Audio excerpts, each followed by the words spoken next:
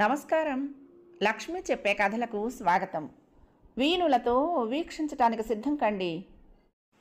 ప్రియ సఖులు, ఇప్పుడు మనం ప్రముఖ రచయిత్రి శ్రీమతి మన్నెం శారద గారు రచించిన చెంచామారుతం ధారావాహిక నుండి 12వ భాగం వినేద్దామండి.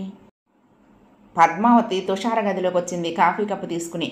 ఎలాగోలా నచ్చ చెప్పి తుషారను తన తమ్ముడికిచ్చి పెళ్లి జరిపించాలన్నది ఆమె ధ్యేయం. తన తమ్ముడికి చదువు వంటబట్టనమాట నిజమైనా తమకు డబ్బుకేం లోటు లేదు. తన తండ్రికున్న ఆస్తి ఈ వంకన తిరిగి తమ ఇంటికే చేరుతుంది. తుషార ఆ పోలీస్ మనిషిని ప్రేమించడం ఆమెకు ఎంతమాత్రం ఇష్టం లేదు. ఆ దిక్కుమొక్కు లేని మనిషి తన కూతుర్ని ఎంతమాత్రం సుఖపెట్టలేడని ఆమె గట్టి నమ్మకం. అందుకే నయాన తుషార మనసు విరచాలని శతవిధాలా ప్రయత్నిస్తోంది ఆమె. బేబీ అంటూ మంచం దగ్గరగా వచ్చి దోమతెలెత్తింది. తుషార మంచం మీద లేదు. ఆమె వెంటనే బాత్రూమ్ వైపు చూసింది. బాత్రూమ్ తలుపు బయట నుండే గడియ వేసి ఉండటంతో ఆమెలో కొద్దిగా కంగారు చోటు చేసుకుంది. బేబీ బేబీ అంటూ ఇల్లంతా కలిగి తిరిగింది. ఎక్కడ కూతురు జాడలేదు. పద్మావతి కాళ్లల్లో నుంచి వణుకు పుట్టుకొచ్చింది.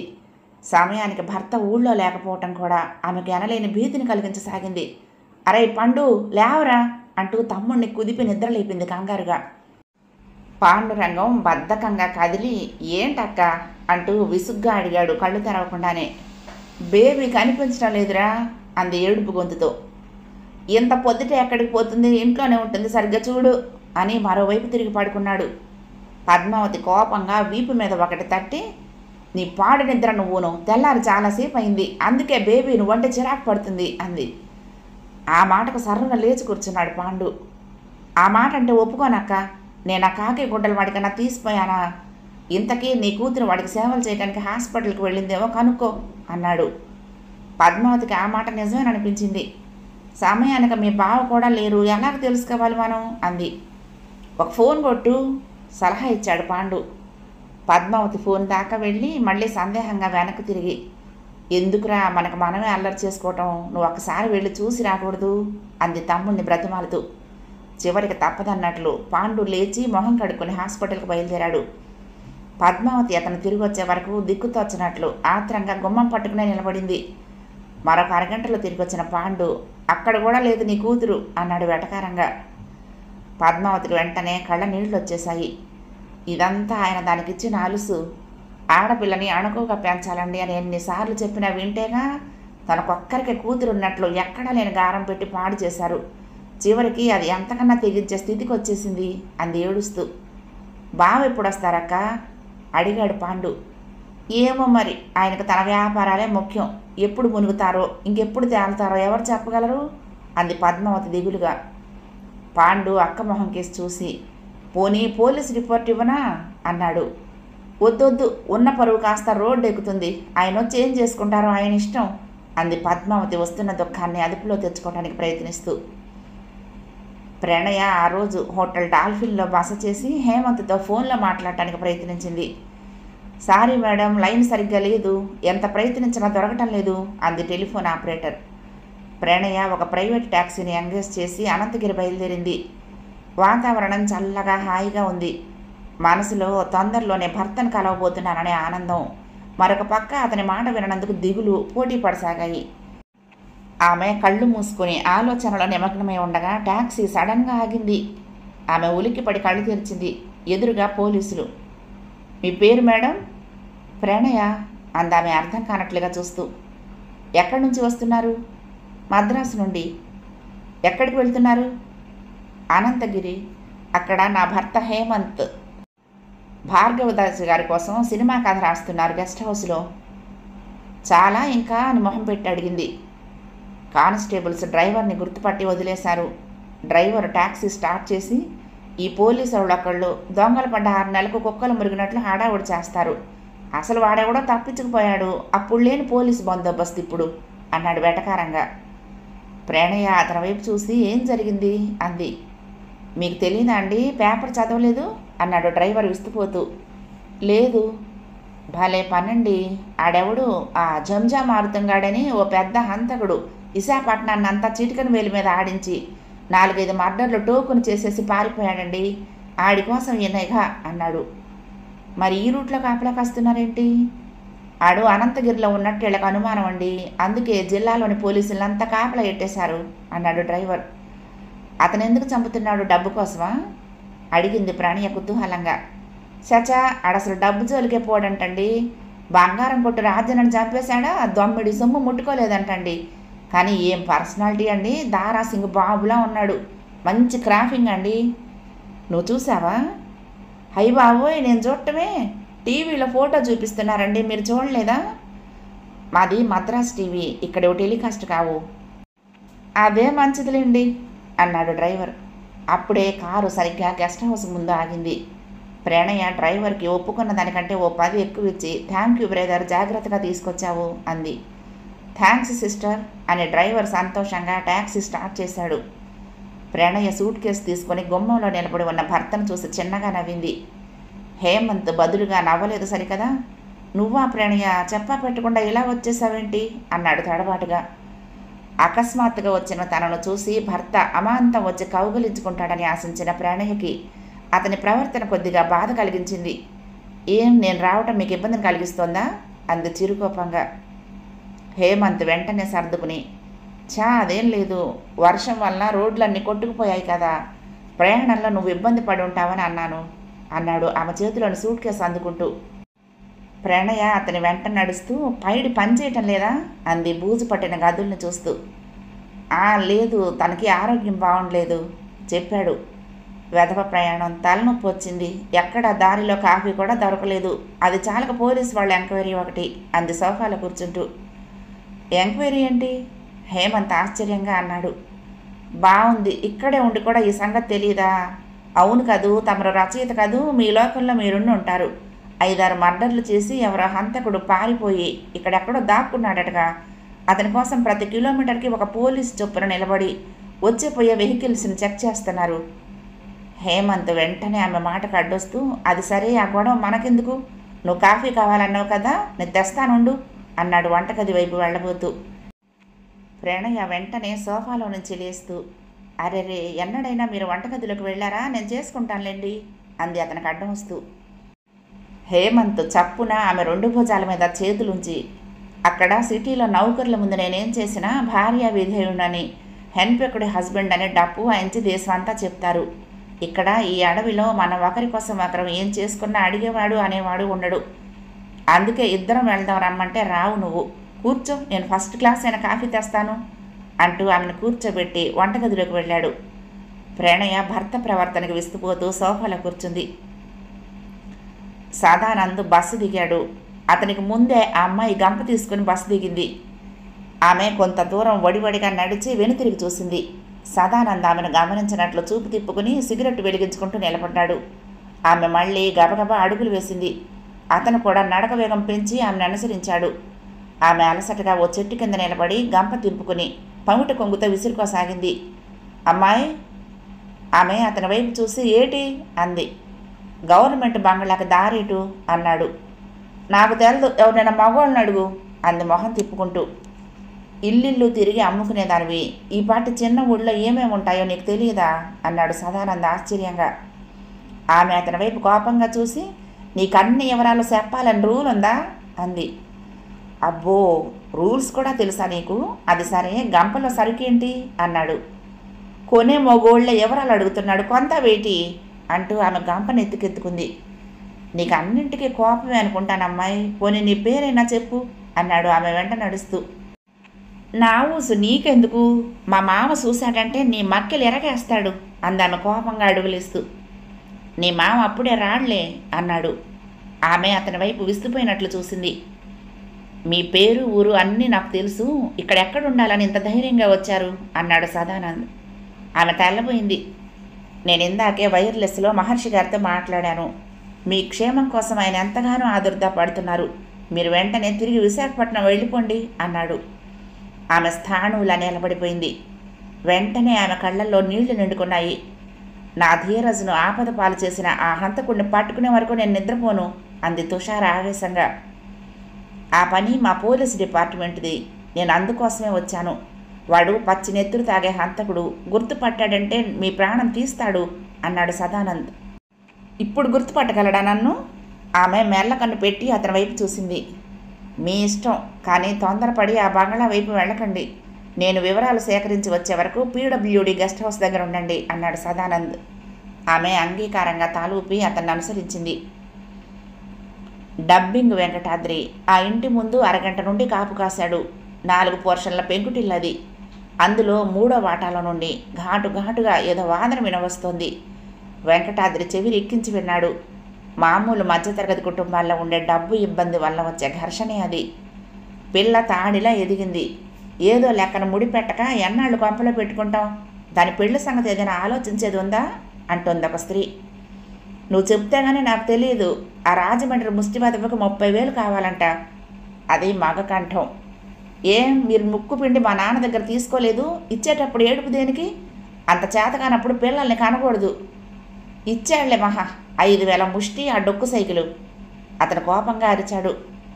అదే మిమ్మల్ని ఈ ఊళ్ళో బతికిస్తోంది. ఎక్కువగా మాట్లాడితే చెప్పు తీసుకొని కొడతాను. అంతే, అంతకన్నా మీకు వచ్చిన విద్య ఉంది? కనీసం పిల్లలకు అన్నం పెట్టడానికి బియ్యం అన్నా తిండి. చీ దరిద్రపు కొంప, ఎప్పుడు లేదన్న ఏడుపే. అతను తిట్టుకుంటూ సైకిల్ తీసుకొని బయటకు వచ్చాడు. సుబ్బారావు గారు, తనని ఆ వీధిలో అంత మర్యాదగా పిలిచిన మనిషి ఎవరా అని అతను సైకిల్ ఎక్కబోతూ చుట్టూ చూశాడు. తమర్నే, ఒక్క నిమిషం. వెంకటాద్రి అతని దగ్గరకు వచ్చి నమస్కరిస్తూ అన్నాడు. సుబ్బారావు తెల్లబోతూ వెంకటాద్రి వైపు చూసి, నన్ను మీరు ఎరుగుదురా అన్నాడు సైకిల్ మెల్లగా నడిపిస్తూ. వెంకటాద్రి చిన్నగా నవ్వి, ఇదివరకు తెలియదు, ఇప్పుడు తెలుసు అన్నాడు. వెంకటాద్రి మాటకారితనానికి ఆశ్చర్యపడుతూ, నాతో ఏం పని మీకు అడిగాడు సుబ్బారావు. మీకు అమ్మాయి ఉంది, నాకు అబ్బాయి ఉన్నాడు, అదే పని. ఇంతకంటే మంచి పని ఉంటుంది? సుబ్బారావు మొహంలో మార్పు రావటం వెంకటాద్రి గమనించాడు. అతను అంతకు మునుపు పెళ్ళంతా దెబ్బలాడటం వల్ల బిగుసుకున్న కండరాలన్నీ సడలించి, పెళ్లి సంబంధమా అన్నాడు కొద్దిగా నవ్వటానికి ప్రయత్నిస్తూ. అర్థం చేసుకున్నారు కదా, మా వాడు బ్యాంకులో పనిచేస్తున్నాడు. మీ సంగతి ఎవరో చెప్తే వినొచ్చాను. సుబ్బారావు ఆ మాటకు సిగ్గుపడి, అంత చెప్పుకోదగ్గ చరిత్ర ఏమీ లేదు. కట్నం ఏమాత్రం ఇచ్చుకోలేని ఈ బీదవాడిని వెతుక్కుంటూ వచ్చారంటే నమ్మలేకపోతున్నాను అన్నాడు. వెంకటాద్రి అతని వైపు ఆశ్చర్యంగా చూస్తూ, కొరడాలో పనిచేసే మీకు లోటా అన్నాడు.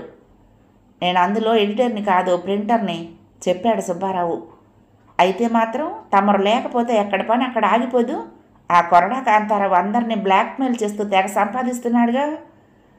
మీకు అన్ని విషయాలు తెలిసే అన్నాడు సుబ్బారావు. ఎందుకు తెలీదు? వాడంత సంపాదిస్తే మనకేం మరుగుతుంది? ఒక్క ఇంక్రిమెంటు ఇచ్చి చావుడు. నేను జాయిన్ అయినప్పటి నుండి అదే జీతం అన్నాడు సుబ్బారావు బాధగా. మీకు చేతగాక? సుబ్బారావు వెంకటాద్రి వైపు ఆశ్చర్యంగా చూసి, నేనేం చేయగలనండి అన్నాడు. వెంకటాద్రి అతని చెవిలో గుసగుసగా ఏం చెయ్యాలో చెప్పి, అర్థమైందా అడిగాడు. అమ్మో, తప్పు కదూ? సుబ్బారావు కళ్ళు పెద్దవి చేస్తూ అన్నాడు. ఏది తప్పు? ఆ మాటకొస్తే మీ పత్రికే ఓ పెద్ద తప్పు. గుట్టుగా బతికే వారిని బయటకు లాగి లేనిపోని అవాకులు చవాకులు రాసి వారిని అల్లరి పెట్టి సొమ్ము చేసుకోవటమేగా. దానికన్నా పెళ్ళాన్ని తీసుకువెళ్ళి ఎందుకులేండి నా నోటితో అలాంటి మాటలు మాట్లాడటం అన్నాడు వెంకటాద్రి కోపంగా. సుబ్బారావు తల పంకించి, తెలుసు, కానీ నాదే ఉందండి ఇందులో అన్నాడు. అందుకే నేను చెప్పినట్లు చెయ్యండి. ముందు అమ్మాయి పెళ్ళుంది, ఆ సంగతి జ్ఞాపకం పెట్టుకోండి. సుబ్బారావు సరే అన్నట్లుగా తాలూపాడు. అది మంచివారి లక్షణం, వస్తా అన్నాడు. అమ్మాయిని చూసుకోవటానికి ఎప్పుడు వస్తారు ఆశగా అడిగాడు సుబ్బారావు. రేపు లేదు, ఎల్లుండే, శుక్రవారం మంచిది. మంచిది బావగారు అన్నాడు సుబ్బారావు గంపెడు ఆశతో. భార్గవ తేజ విపరీతమైన టెన్షన్లో పడుకొని క్షణాలు లెక్క పెడుతున్నాడు. నిద్ర అతని కంటి మీదకి రానని భీష్మించి కూర్చుంది. తెల్లవారేసరికి కొరడా వెలువడుతుంది. అందులో దుగ్ధ కొద్దీ రాసిన అవాకులు బయట ప్రపంచానికి తెలుస్తాయి. నలుగురు దాన్నే చర్చిస్తారు. అదిగో పులి అంటే ఇదిగో తోక అనే జనం ఆ వార్తకు రంగులు పులిమి తోకలు తగిలించి తమ కళ్ళతో చూసినట్లు చెప్పుకుంటారు. అది నిజం కాదని తెలిసినా అదే వీరికి ఆనందం. ఆరోగ్యం పాడు చేస్తుందని తెలిసినా కిక్కు కోసం లిక్కర్ను ఆశ్రయించినట్లు 10 మందిలో గుర్తించబడుతున్న వ్యక్తిని కావాలని అల్లరి చేయటం చాలామందికి సంతోషం. నిజానికి తన పరువుని ఓ చిన్న పత్రిక బజారును పెడుతుందని భయం కాదు. మోహిని 30 సంవత్సరాల క్రితం తన జీవితంలోకి అందంగా ప్రవేశించి మాయమైన మెరుపుతీగ, ప్రేమకు భాష్యం చెప్పిన రాగరంజని, జీవితం పొడవునా వెతికినా దొరకని అనుభూతుల్ని అతి కొద్ది కాలం అందించి వాటి చైతన్యంతోనే జడమైన జీవితాన్ని నడిపించిన మానస భాగస్వామిని ఇప్పుడెక్కడ ఎలా ఉందో ఆమెను అల్లరి చేయటానికి ఎవరికీ హక్కు లేదు. లేని వ్యక్తిగతాన్ని ఆపాదించి ఇతరుల జీవితాల్ని కళాన్ని తీసుకొని అల్లరిపెట్టే కుక్కల్ని చూసి చదువుల రాణి కంటనీరు పెట్టదా? గడియారం 5 సార్లు మోగింది. తోటలోని చెట్ల గుబురుల్లో దాగిన పక్షులు రెక్కలు టప్టపలాడించి కూతలు మొదలుపెట్టాయి. భార్గవ తేజ భారంగా మంచం మీద నుండి లేచి కిటికీ దగ్గర నిలబడ్డాడు. తన కిటికీలో నుంచి తూర్పున పల్లవించే భూపాల రాగాన్ని కళ్లతో వినటానికి అనేక సంవత్సరాలుగా అలవాటు పడ్డ భార్గవ తేజ ఆ రోజు మాత్రం ఆనందించలేకపోయాడు. బాధగా అతను కణతలు నొక్కుంటూ ఉండగా సార్ అన్న పిలుపు వినిపించింది. అతను ఉలికిపాటుగా వెనుతిరిగి అక్కడ వినయంగా నిలబడ్డ డబ్బింగ్ వెంకటాద్రిని చూసి, నువ్వా వెంకటాద్రి అన్నాడు. ఏం జరిగింది అని అడగాలనుకున్నాడు, కానీ తనలోని కంగారును బయట పెట్టుకోవటానికి సిగ్గుపడ్డట్లుగా ఆ ప్రశ్నను విరమించుకుని, ఏం జరిగింది అన్నాడు మెల్లిగా. వెంకటాద్రి ఆయన వైపు నిదానంగా చూసి, ఏం జరగలేదయ్యా అన్నాడు. అంటే కొరడా ప్రింటింగ్ మెషిన్ చెడిపోయింది, అందులో ఒక పార్టు ఇక్కడెక్కడా దొరకదు. భార్గవ తేజ అతని వైపు ఆశ్చర్యంగా చూస్తూ, పార్ట్ దొరకదా? వెంకటాద్రి అర్థవంతంగా నవ్వి, అందులోని ప్రింటర్ని కొనేశాను, అతడు చెప్పిందే ఎడిటర్కి వేదం కాక తప్పలేదు అన్నాడు. భార్గవ తేజ అతని వైపు వింతగా చూశాడు. డబ్బుతో కాదు, అతని అవసరాలతో. తప్పు కదా వెంకటాద్రి? తప్పేం లేదు సార్, అతనికి ఇప్పుడు కావాల్సింది ముఖ్యంగా కూతురు పెళ్ళి. నాకు కొడుకున్నాడు, వాడికిచ్చి సిన్సియర్గా చేద్దామన్నది నా నిర్ణయం. ఇందులో మోసం లేదు. ఎటొచ్చి మా వాడికి ఉద్యోగం లేదు అన్నాడు. ఆ సంగతి నేను చూసుకుంటాను, మరి ఆ నాగేంద్ర సంగతి ఏమిటంటావు అడిగాడు భార్గవ తేజ. అది చూశాను సార్, వాడు ఈరోజు కొరడా కోసం ఎలానో ఆ పత్రిక ఆఫీస్కు రావటమో ఫోన్లు చేయటమో చేస్తాడు. పోలీసులు ప్రత్యేకమైన నిఘా వేశారు ఆ ప్రాంతాల్లో. భార్గవ తేజ అతని వైపు అభినందనగా చూసి, నీ సహాయం మర్చిపోలేను వెంకటాద్రి అన్నాడు. భలేవారు సార్, అంత గొప్ప రాముడికి ఉడత సాయం చేసినట్లు, అంత పెద్ద దేవుణ్ణి ఎలుక మోసినట్లు నిజంగా నేను మీకు సహాయపడి ఉంటే నా జీవితం ధన్యమే కదా సార్ అన్నాడు వెంకటాద్రి వినయంగా. భార్గవ తేజ లోనికెళ్ళి కొంత డబ్బు తీసుకొచ్చి అతనికిస్తూ, ప్రస్తుతానికి ఇది ఉంచు, మీ అబ్బాయి ఉద్యోగం బాధ్యత మాత్రం నాది, కొరడా ప్రింటర్ని మాత్రం మోసగించొద్దు మనం అన్నాడు. వెంకటాద్రి తల ఊపి నమస్కరించి వెళ్ళగానే భార్గవ తేజ హాల్లోని మోహిని ఫోటో వైపు చూశాడు. మోహినికి హేమంత్కి నిజంగా ఏదైనా సంబంధం ఉందా? ఆ విషయం ఎలా తెలుసుకోవాలి? నిజంగా అది నిజమైతే హేమంత్ తనకి కొడుకా? ఇది నిజంగా నమ్మదగిన విషయమేనా? భార్గవ తేజ మనసు తిరిగి అస్థిమితంగా మారిపోయింది. మనసు హేమంత్ మీద అనురక్తిగా పొంగి పొరలసాగింది. వెంటనే అతను అనంతగిరికి ఫోన్ బుక్ చేసి కాల్ కోసం నిరీక్షిస్తూ కూర్చున్నాడు. మరి కాసేపట్లో లైన్స్ బాగోలేవంటూ పాత పాడే పాడింది టెలిఫోన్ ఆపరేటర్. భార్గవ తేజ నిస్పృహగా వాలు కుర్చీలో కూర్చొని కళ్ళు మూసుకున్నాడు. భర్త ఇచ్చిన కాఫీ తాగి ఆశ్చర్యంగా, మీరు ఈ కాఫీ చేయలేదు అంది అతని వంక చూస్తూ. అలా ఎందుకు అనుకుంటున్నావు? హేమంత్ గతుక్కుమన్నాడు. ఈ 4 రోజుల్లో మీరింత బాగా కాఫీ పెట్టడం నేర్చుకున్నారంటే నమ్మలేకపోతున్నాను అంది వింతగా చూస్తూ. ఒక్క కాఫీయే కాదు, వంట కూడా బ్రహ్మాండంగా చేస్తాను, నువ్వు ఇలా కూర్చో అన్నాడు నవ్వుతూ హేమంత్. నయం, మీరు వచ్చింది కథ రాయటానికా వంట నేర్చుకోవటానికా అంది. ఆ వెధవ కథలు రాసి రాసి బోరు కొడుతుంది. ఏదో ఆ సిటీకి దూరంగా ఉండాలని ఆ వంకతో ఇక్కడికి వచ్చేస్తూ ఉంటాను. నువ్వు వచ్చావుగా, ఇక కాలక్షేపానికి కొదవేంటి అన్నాడు నవ్వుతూ. భలేవారు, భార్గవ తేజ గారి దగ్గర అడ్వాన్స్ తీసుకుని రాయకపోతే మర్యాదగా ఉంటుందా? పైగా ఈసారితో తిరిగి మీరు ఫైల్లోకి వచ్చే అవకాశం ఉండొచ్చు. మీరు రాయండి, నేను వంట చేస్తాను అంది ప్రణయ పైకి లేస్తూ. హేమంత్ గాబరాగా ఆమెకు అడ్డుగా నిలబడి, వచ్చి రాగానే వంటగది ప్రవేశం దేనికి, నీకు కాసేపు రెస్ట్ తీసుకో అన్నాడు. ఆమె భర్త వైపు ఆశ్చర్యంగా చూస్తూ, ఎందుకు అలా కంగారు పడుతున్నారు అంది. కంగారా దేనికి? ప్రణయ ఏదో అనబోయేంతలో అమ్మగారు అన్న పిలుపు వినపడింది బయట. ప్రణయ గుమ్మం వైపు చూసింది. పైడి తల్లి, ఆమె పక్కన మరొక పిల్ల నిలబడి ఉన్నారు. హేమంత్ గబగబా బయటకు వచ్చి ఏంటి అన్నాడు. అమ్మగారు వచ్చినారుగా, పని పాట ఉంటుందని అంది పైడి తల్లి. ఏం పని లేదు, మేమే చేసుకుంటాం అన్నాడు హేమంత్ గాబరాగా. పైడి తల్లి కిసుక్కుని నవ్వి, ఏడు చేసుకుంటారు బాబు, అమ్మగారు కోకలు కూడా గుంజేస్తారా అంది. ఆ మాటకి ఆమె పక్కన నిలబడ్డ పిల్ల పకపక నవ్వింది. హేమంత్ ఆ అమ్మాయి వైపు చూసి, ఈ పిల్లెవరు అన్నాడు. మా అప్పగారి బొట్టే, అరకు సంత చూద్దారని శృంగారపు కోట నుంచి వెళ్ళొచ్చినది. నా లోనుంటుంది, అమ్మగోరిని చూస్తానంటే తీసుకొచ్చినాను అంది. ప్రణయ ఆమె వైపు చూసింది. కొండజాతి వేషం వేసిన సినిమా నటిలా ఉంది ఆ పిల్ల. ఈ కొండ కోనల మూలల్లో కూడా చాలా నాగరికత పెరిగిపోయింది అని ఆశ్చర్యపోతూ, నీ పేరు అంది. శివంగి. బాగుంది, చదువుకున్నావా? అందా పిల్ల గర్వంగా. ఏం చదివావు ఆసక్తిగా అడిగింది ప్రణయ. 6వ క్లాసు గర్వంగా చెప్పింది ఆ పిల్ల. హేమంత్ కంగారుగా చూస్తూ, ఇప్పుడు ఇంటర్వ్యూలన్నీ దేనికి, వాళ్ళని పంపించు అన్నాడు ప్రణయ్ వైపు చూస్తూ. బాగుంది, పంపడం ఏంటి? ఈ పిల్ల నాకు బాగా నచ్చింది, పైడి ఇక్కడే ఉంచి పనిచేస్తుంది అంది. శివంగి సంతోషంగా నవ్వి, నాను అదే అనేసుకున్నాను. మీకు సినిమాలంతా తెలుసంటగా, శ్రీదేవి, జయప్రద ఇంకా ఏదో చెప్పబోతూ ఉండగా లోపల ఏదో పడిపోయినట్లు దబ్బున శబ్దం అయింది. అందరూ ఉలిక్కి పడి వెనక్కు తిరిగి లోనికి చూశారు. ఏమీ లేదు, అద్దం షేవ్ చేసుకుందామని కిటికీలో పెట్టాను, గాలికి పడిపోయినట్టుంది, నువ్వు మాట్లాడుతూ ఉండు, నేను చూసొస్తాను అంటూ గబాల లోనికి వెళ్ళాడు హేమంత్. వంటింటి గుమ్మం దగ్గర నిలబడి ఉన్నాడు ఝంఝామారుతం. అతని చేతిలో పిస్టల్ గురిపెట్టుంది. హేమంత్ కంగారుగా అతని వైపు చూస్తూ, ఏంటి, ఏం జరిగింది అన్నాడు భయంగా. ఇంకా ఏం జరగాలి, ఇల్లంతా సత్రం చేస్తున్నావు అన్నాడు ఝంఝామారుతం కోపంగా. హేమంత్ భయంగా వెనక్కి చూస్తూ, ఇందులో నా ప్రేమేం ఏం లేదు బ్రదర్, మా ఆవిడ అనుకోకుండా వచ్చేసింది, వాళ్ళు పానివాళ్ళు ఆమెను చూడటానికి వచ్చారు అన్నాడు. అదంతా నాకు అనవసరం, ఇక్కడికి మరొక పురుగు రాకూడదని నిన్ను హెచ్చరించాను. నన్ను మభ్యపెట్టి పోలీసులకు పట్టించాలని చూస్తున్నావు నువ్వు అలాంటి ప్రయత్నం ఏమాత్రం చేసినా నీ కుటుంబం అంతా కుక్కచావు చేస్తారు అన్నాడు అతడు తీవ్రంగా. హేమంత్ అతనికి చేతులు జోడించి, అది నీ అపోహ మాత్రమే, నాకు ఆ ఉద్దేశం లేదు, నువ్వు వెళ్ళి మేడ మీదుండు, నేను నీకే ఆపద రాకుండా చూసుకుంటాను అన్నాడు మెల్లిగా.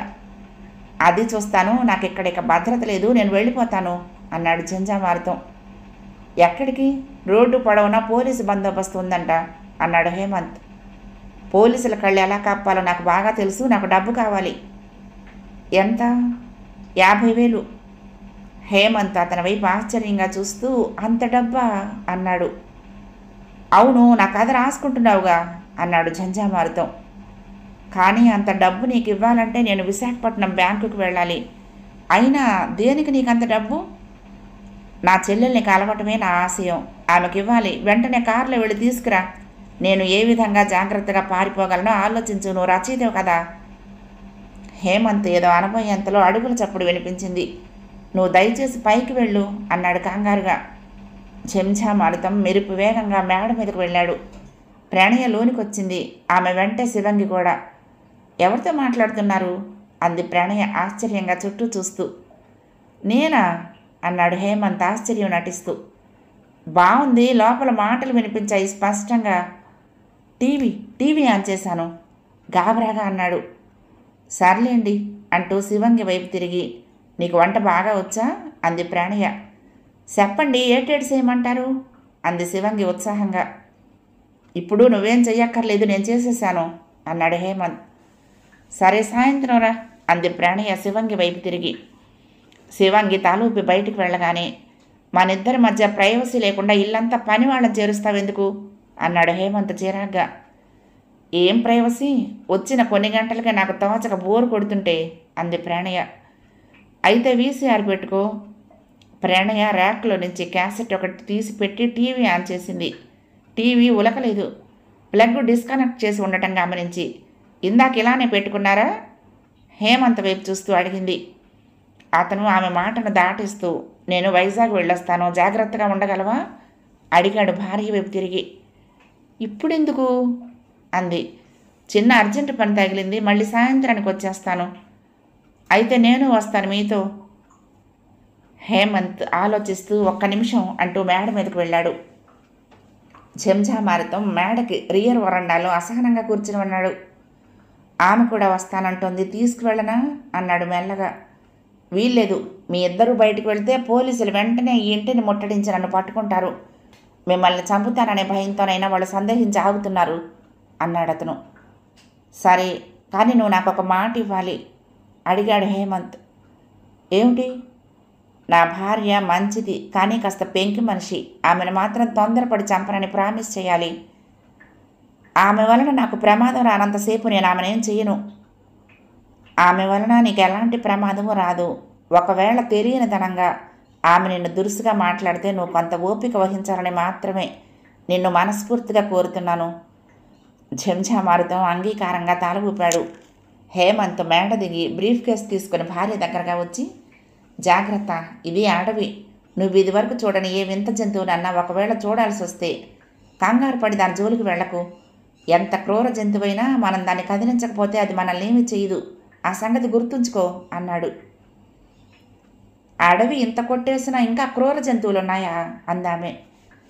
అడవి నరికేస్తే అవి నగరంలోకి ప్రవేశిస్తాయి. జాగ్రత్త, సాయంత్రానికల్లా వస్తాను అని ప్రణయ పెదవులపై చిన్నగా ముద్దు పెట్టుకుని బయటకు నడిచాడు. శివంగి ఆ చెట్టు కింద కూర్చుని పువ్వులు ఏరుకుంటోంది.